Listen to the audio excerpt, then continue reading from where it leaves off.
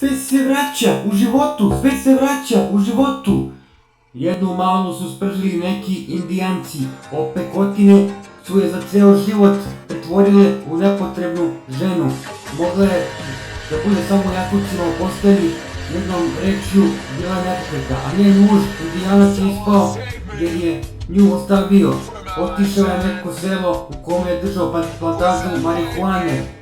Posle nekog vremena napravio je keš, počeo da uzgaja kokain, sve o svemu obogatio se i počeo da konzumira belo, otvorio je kazino, posao je kvetao dobro, jaka se posle nekog vremena našao je neku mladu devojku, čak se može reći da se ljubio na prvi pogled, a ona je tako lepa kao lep san, sa plavim očima, plavim kosom i tako zgodna i sa glednim debeteom nogama.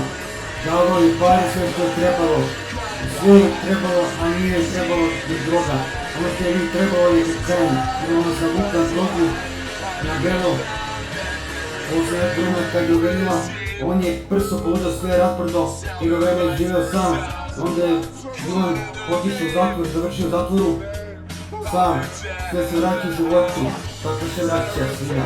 Sve se vraća u životu, sve se vraća u životu, sve se vraća u životu, sve se vraća u životu, sve se vraća u životu, sve se vraća u životu.